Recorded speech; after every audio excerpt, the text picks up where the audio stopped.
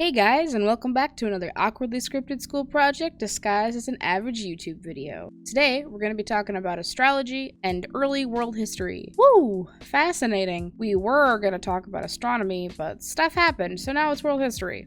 Before we talk about the educational stuff that I'm going to force y'all to learn, I want to quickly explain what I'm doing in the background. I ran a poll on my Discord server and on Reddit to ask people a few simple questions about astrology and themselves. I collected data about each person's gender, race, personality, star signs, and more to answer some basic psychology questions. I used that data to not only answer the questions that I developed about the psychology that I was studying, but also to determine the looks and personality of 4 personified versions of the most popular star signs from each element: fire, earth, air, and water. But without further ado, let's jump back into the ancient history of Persia, Greece, and Rome to discover how astrology came to be. All 3 of these major cultures had the same idea. It was that the stars in the sky had to mean something. The Persians believed that the celestial bodies represented gods, and through the practice of divination, priests would advise kings and rulers by consulting the movements of the gods. Over in Greece, the overall idea of astrology was much less defined, but the movement of the stars still held meaning. And Athenian general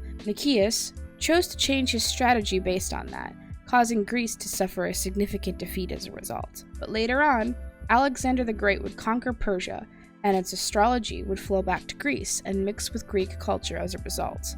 This would lead to the creation of personalized fortune tellings, which we know today as horoscopes. These ideas would eventually flood into Rome, where some emperors embraced them, such as Augustus, who had his star sign, Sagittarius, engraved on coins. Other emperors, such as Tiberius, would have court astrologers create horoscopes of powerful men and execute any they deemed as a threat. Now, the full history of how astrology came to be isn't actually as straightforward as that, but given that the development of it happened over a very long course of time and varied in detail from culture to culture, it's the best summary that I could have given about its origins. Moving right on into the history of medieval astrology, it still differed all over the world in many different ways, but one of its noteworthy peaks of this time period was in Europe. Over there, it was believed that the different signs of the zodiac were directly related to different parts of the body, so much so that it would supposedly impact diseases or the effectiveness of drugs. It was believed that healing herbs had to be collected at a time when their assigned astrological body was visible, or they would be useless. Almost everyone genuinely believed in the connections between medicine and astrology. In fact, in some areas, it was legally required for doctors to calculate the position of the moon before difficult surgeries. Meanwhile, in the Islamic world, advances were being made in the mathematics of astrology from ancient Greece and Persia. Astronomic studies allowed astrologers to mathematically predict the locations of planets in the future, which was then used to create more specific horoscopes for days yet to come. Many astrologers set up their services in bazaars, where anyone could pay for a fortune reading. However, it was seen as a controversial practice, as many believed that it was against the tenets of Islam to believe that anyone or anything other than Allah could predict the future. Next verse, same as the first, now we're on to the Renaissance period of astrology. Initially, the Renaissance thinkers treated astrology the same as any of the other ancient wisdoms. Astrologers considered themselves to be reclaiming and purifying it, while once again advising kings. Famous mathematician Girolamo Cardano even drew a horoscope for Jesus Christ. Many Protestant astrologers also tried to combine their studies with the Bible to predict the end of the world. However, as time passed and the scientific revolution took hold, astrology started to fall out of favor, especially once people began to embrace that the Earth orbits around the Sun rather than the other way around. By the 18th century, while many laymen still believed in astrology, it had largely fallen out of favor with the intellectuals and the ruling class. Okay, that's it. That's all the early history you need to know. Now, on to my Reddit poll. In total, I polled 163 people between my Discord server and Reddit, and as I said earlier, I asked people for their gender, ethnicity, and star signs, but I also asked a basic question of, do you believe in astrology/horoscopes? And after I set the baseline with that information, I was able to ask further questions about the psychology behind astrology to explore if people were easily influenced by their star signs and horoscopes. I'll go ahead and throw up some screenshots of the responses and questions now, so for those of you who are interested in the exact data from the poll, you can feel free to pause and look through it.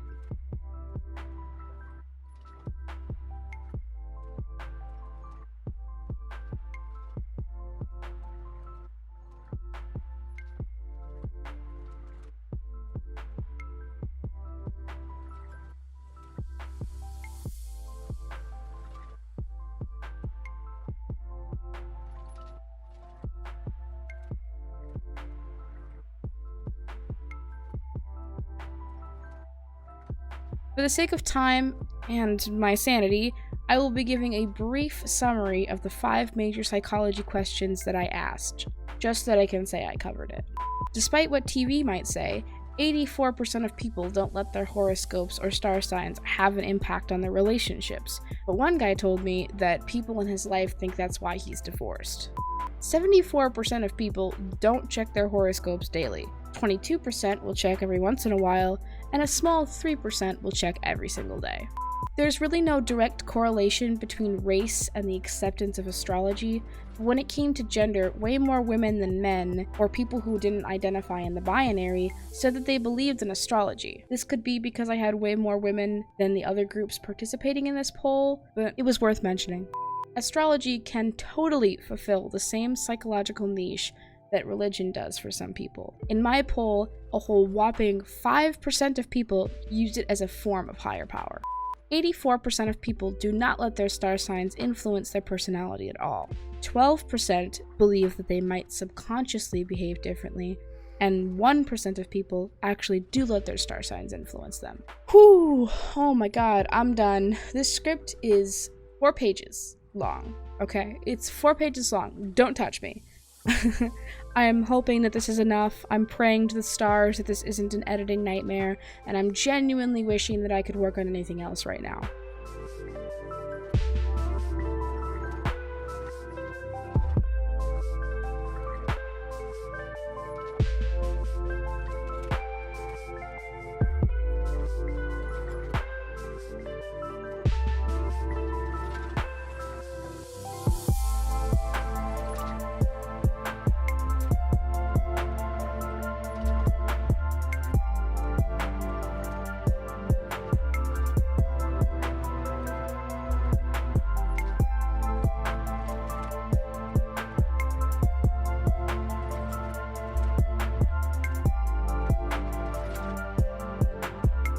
So I really hope you guys enjoyed this, and if you didn't like listening to me talk about all the edumacational stuff, I hope you at least like the beautiful characters that I've drawn today. I'm lovingly calling them Scott, Byleth, Glimmer, and Whoopi Goldberg, but if you guys have any better suggestions for names, please let me know in the comments below. Anyways, I'll see y'all later. Love ya. Bye. Yo, thanks for 500 subs, by the way. Video coming out on that very soon.